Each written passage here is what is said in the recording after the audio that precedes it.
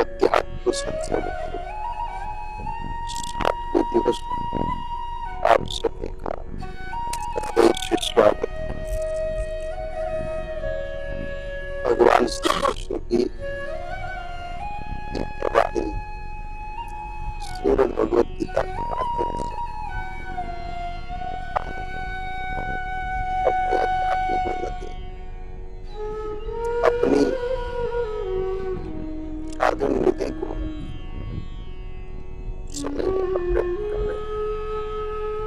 जिस साधन निधि के माध्यम से हम करीब पहुंचे परमात्मा को पाने, उसी प्रयास के लिए गीता जी हमारे लिए वरदान स्वरूप व्यक्त कर रही है। आइए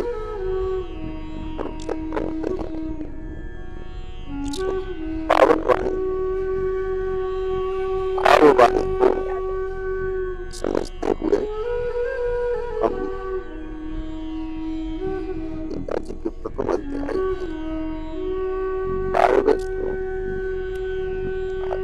पंचम भाग पर चर्चा करते हैं,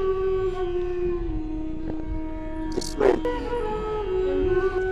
विश्व पितामह जी द्वारा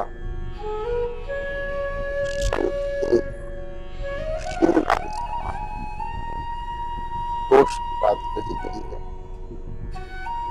तस्य संजयं वर्ष प्रवृद्धः पितामहः श्रीनाथं विनोच्य शंकरं प्रतापवान्।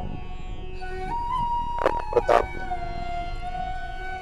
गुरुकुल में पितामह पद को प्राप्त कर दुर्योधन के हृदय में हर्ष उत्पन्न करने के भाव से श्रीनाद के समान उच्चतम स्वर में शंख बजा करके अन्य लोगों को भयभीत कर दुर्योधन के हृदय में प्रसन्नता प्रकट करने का प्रयत्न किया। हमने प्रतापवान शब्द पर विचार किया, सिंहनाद पर भी विचार, पितामह शब्द पर भी विचार हो तो चुका, लेकिन इसको थोड़ा और यहाँ पर पितामह शब्द कहने के पीछे मूल भाव यह पितामह कह करके और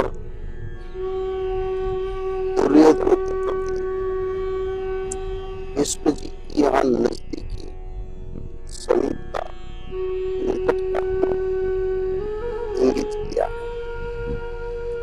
यह जो पितामह कहने के बाद बन रहा है, उस समीपता की निकटता के प्रभाव से भगवान की संग से वंचित रहना पड़ता है।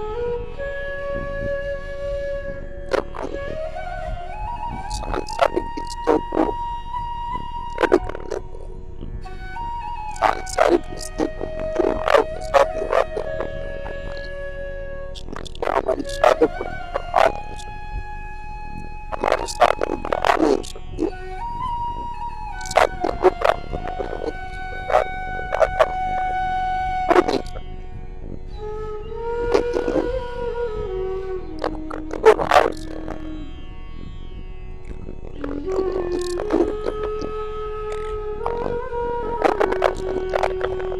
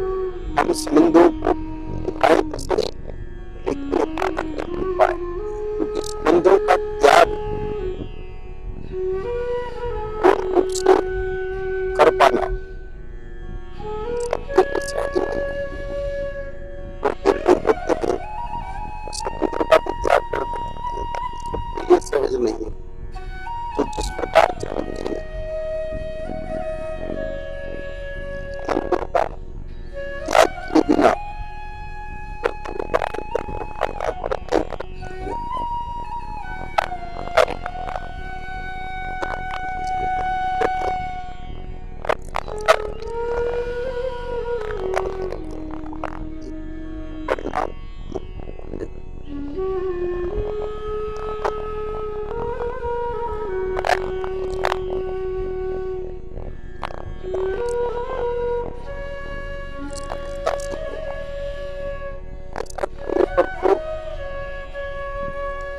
प्रभु का सामिप्य मिलेगा। और जैसे ही रिश्तों की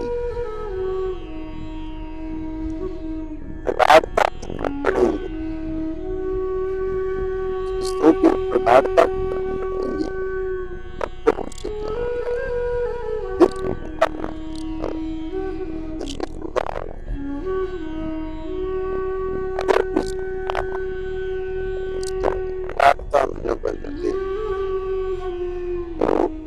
संभवतः पांडव सेना का हिस्सा हो सकते थे, या श्री कृष्ण जी की अधिक सामिप्यता उनको मिल सकती थी। पांडव सेना का हिस्सा होना के काल था, युद्ध का काल तो छोटा सा ही कालखंड था, एक पक्ष का ही कालखंड था, पक्ष से कुछ नहीं। लेकिन विश्व पितामह जीवन पर्यंत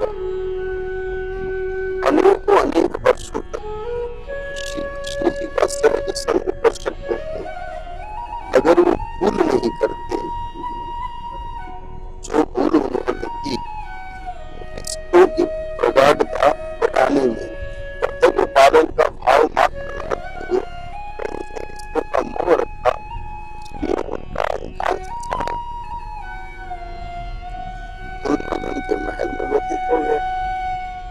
परिणामतः कृष्ण जी से अल्प भेंट ही कर पाए, लंबा समय श्री कृष्ण जी के समीप वह बिता नहीं पाए, जो कि बिताना चाहिए था, उनके हित में था, क्योंकि वो बहुत बड़े भक्त थे, बहुत बड़े ज्ञानी थे, और कर्मयोग की तो कहना ही क्या, उन्होंने वृद्धावस्था तक उस कार्य को अपने हाथ में लिया, उस कार्य को पूर्ण रूप से निभाया। उस कार्य को निभाने में कहीं कहीं कोताही जैसी स्थिति नहीं जान पड़ती है। तो जहाँ कर्म योग हो, जहाँ भक्ति हो, जहाँ ज्ञान हो, फिर भी कुछ आ जाए,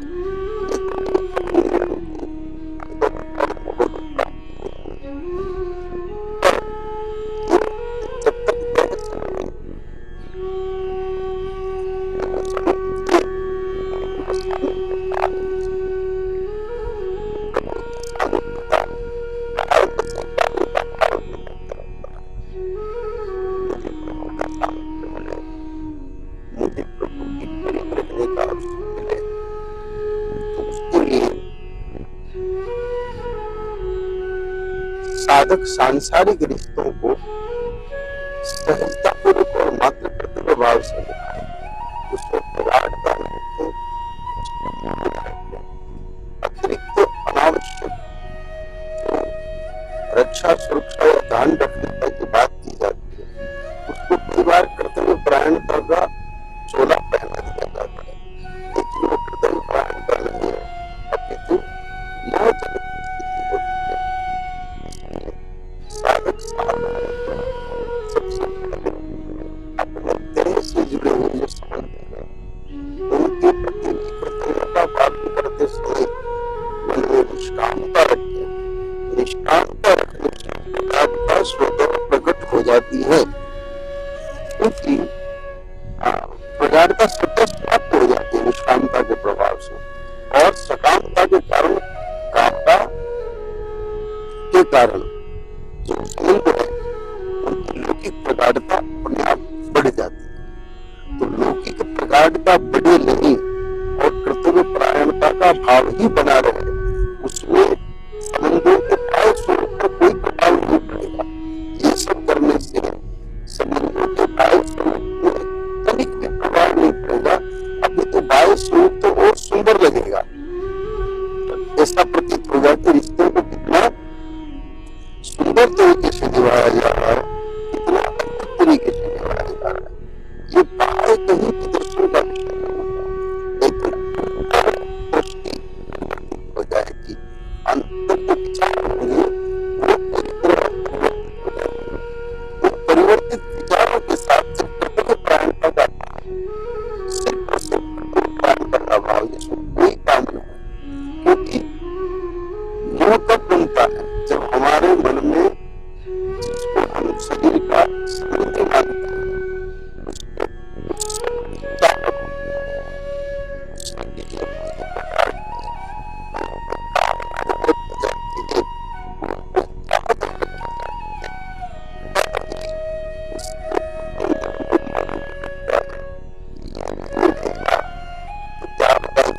चिकित्सा कराओ, ये कमजोर रहेगा तो क्या होगा, इसकी चिकित्सा कराओ, या इनको हम दुख रहेगा तो क्या होगा, इनके दुख का निवारण कराओ।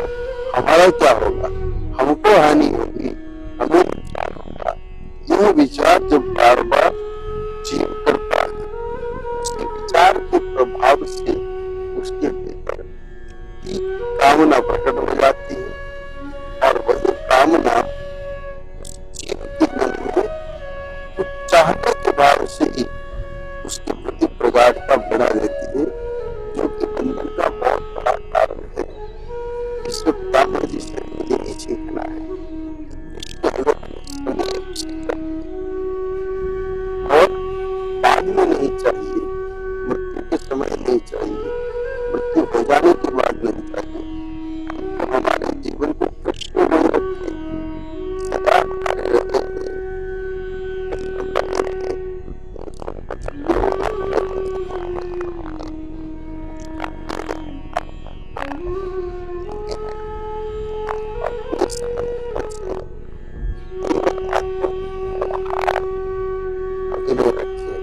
और वह करने के लिए हमारे जीवन में निष्कामता अत्यंत आवश्यक है। निष्कामता की ऊंचाई, निष्कामता का निष्कामता का जिससे कोई बात नहीं हो सकती,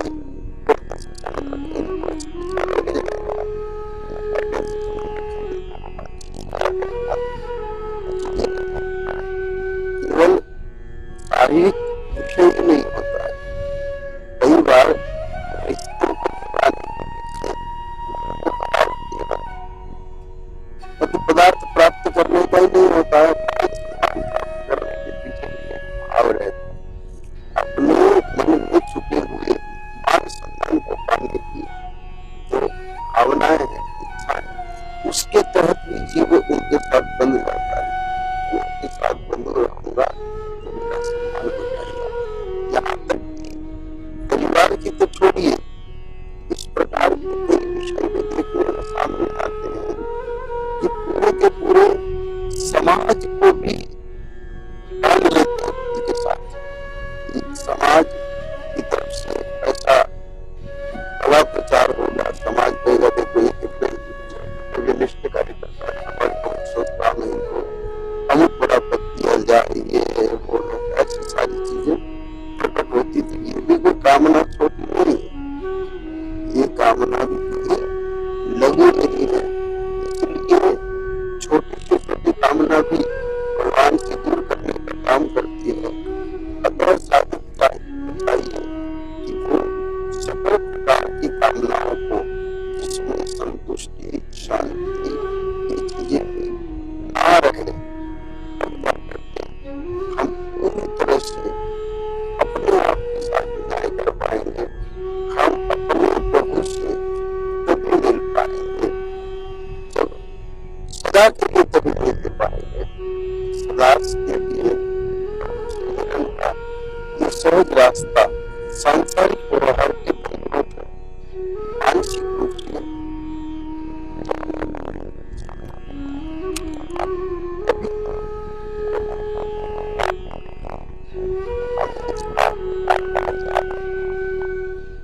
हमारे जीवन का लक्ष्य केवल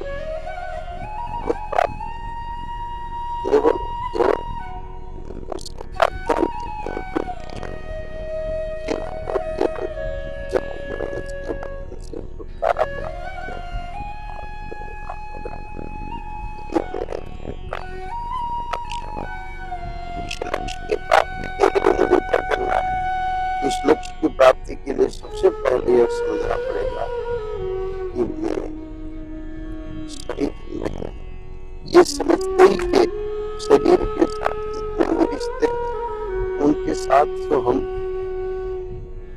प्रगाढ़ता जो बना लेते हैं वो सारी प्रगाढ़ता अपने आप समाप्त हो जाएगी। तो शरीर ही में नहीं होगी, शरीर के रिश्तेदार वो भी तो मेरे नहीं हुआ, और जब वो मेरे नहीं हुए आपकी स्वतः ही उनसे प्रगाढ़ता समाप्त हो जाएगी। सबसे पहले हमें सोचना है के सोचना है कि शरीर मेरा नहीं है और शरीर मेरे लिए नहीं। ये मेरे लिए नहीं है का थोड़ा सा हमें अर्थ समझना पड़ेगा। मेरे लिए नहीं है इसकी चर्चा तो नियमित रूप से होती ही है। मेरा शरीर नहीं है और शरीर मेरा नहीं है, शरीर मेरे लिए। यहाँ पर मेरे लिए पर थोड़ा सा हम विचार करें। मेरे लिए नहीं का अर्थ प्रारंभ होता है निद्रा से। कि हम जब शरीर को मेरे लिए मानते हैं, ये शरीर तो मेरे लिए मिला है, तो हम शरीर को छोड़ने लग जाते हैं। आवश्यक नहीं अनावश्यक शरीर की सेवा में लग जाते हैं। मानने लगते हैं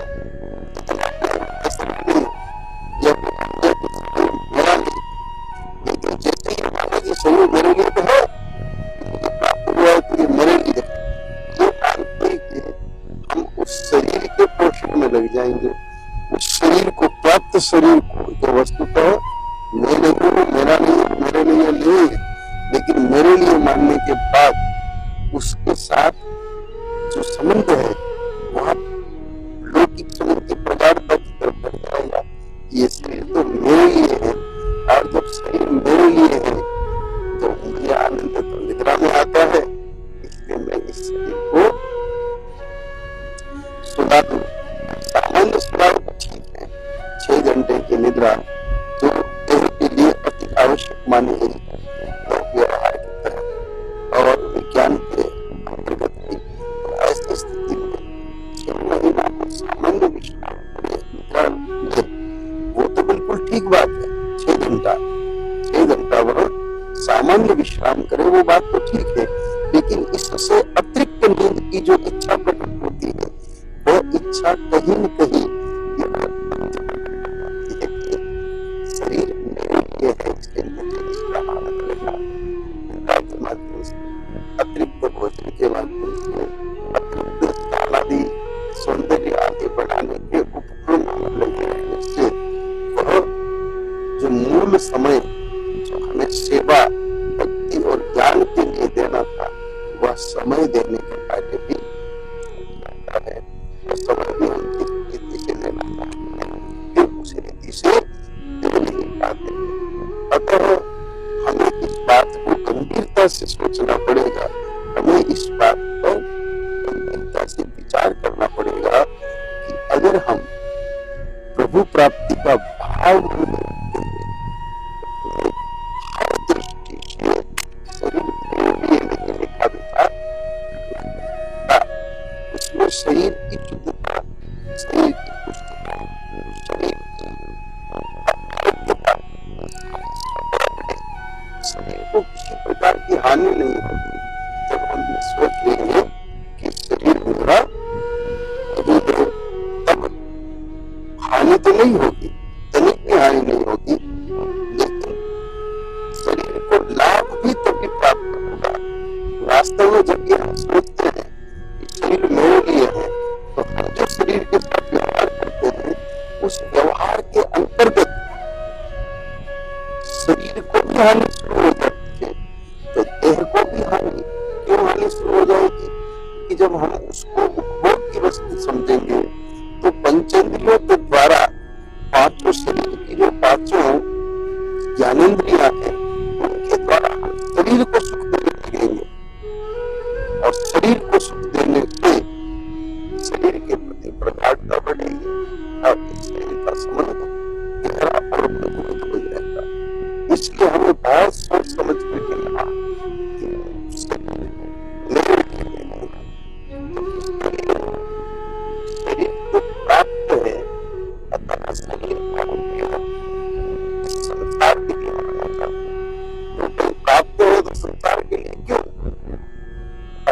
और तो प्राप्त वस्तु का उपयोग अन्य लोगों के लिए किया जाता है। जो हमारी अपनी हो जाती है उसका उपयोग हम अपने लिए कर सकते हैं, लेकिन जो प्राप्त है, प्राप्त का उपयोग सिर्फ और सिर्फ उससे संबंधित उसकी जाति, उसके वर्ग के जो लोग हैं या जीव है अथवा वस्तु है, उसी के साथ उसका सदुपयोग की बात कही गई है।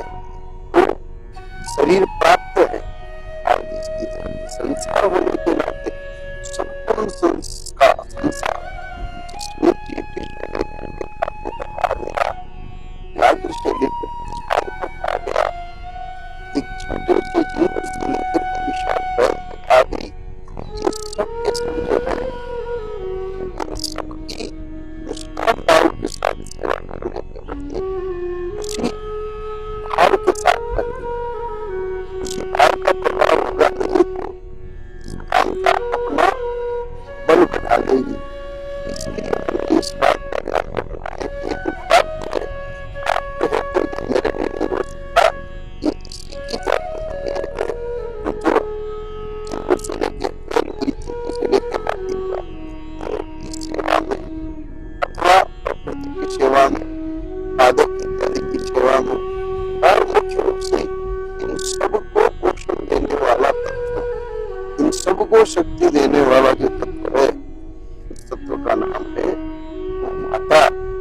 उस गो माता के प्रति हमारा देह को सेवा में लगाने का भाव प्रबल हो जाए तो बाकी सब चीजों को बल मिल जाए। अन्य जितने भी पुण्य कार्य हैं उन सब के सब पुण्य कार्यों को बहुत अच्छे से उत्तम रीति से बल प्राप्त होगा और बल प्रभु प्राप्ति में योगी बन जाए।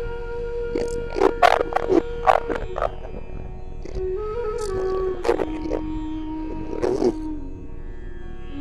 मेरा नहीं है, अर्थात मेरा नहीं का यहाँ पर अर्थ है मालिक नहीं, मालिक हो तो बहुत चीज का चाहे, हम किसी चाहे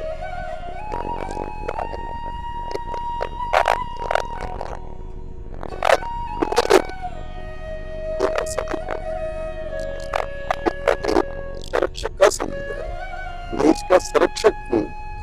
मालिक दुरुपयोग कर सकता है, मालिक अतिरिक्त उपयोग कर सकता है, लेकिन संरक्षक उसका संरक्षण करते हुए उसका सिर्फ और सिर्फ करेगा, उपयोग करेगा, उत्तम उपयोग करेगा। इसलिए इस उत्तम उपयोग के भाव को मन में रखते हुए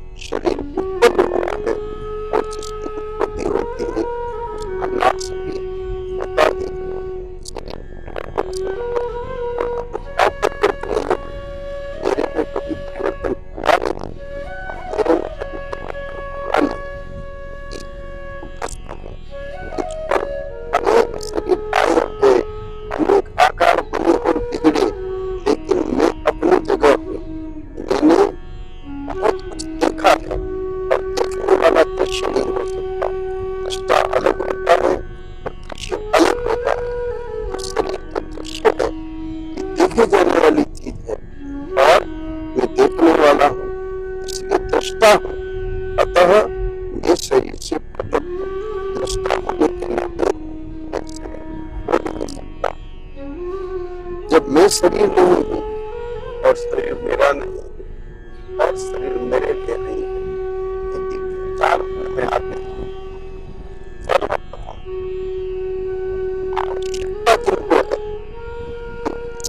सेवा प्रारंभ हो, जिनको सेवा की आवश्यकता है, इस प्राप्त देह से सेवा की आवश्यकता है, उनकी सहज सेवा प्रारंभ हो जाएगी।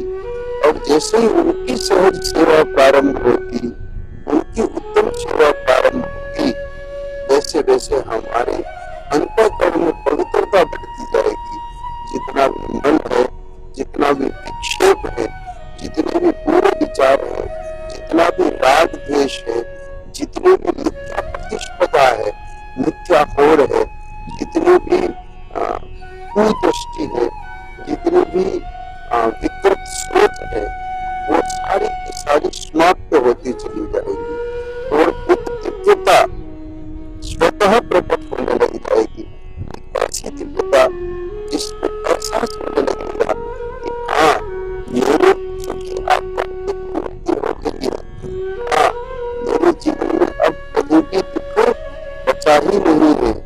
अब मेरे जीवन में दर्शन होते नहीं है, मुझे दुख दिखाई देता नहीं है। यह भाव अपने आप जागृत होने लगेगा और दुखों की आध्यात्मिक निवृत्ति एक संतुष्टि प्रदान करेगी और वह संतुष्टि स्वतः संतोष से ईश्वर को प्राप्त होती है और वह संतोष तभी प्राप्त हो पाएगा कि आध्यात्मिक अनुभव होने लगेगा। दुख तो वस्तुतः पहले भी नहीं थे, लेकिन विचारों के कारण हमने उनको ओढ़ रखा था। वो क्रमशः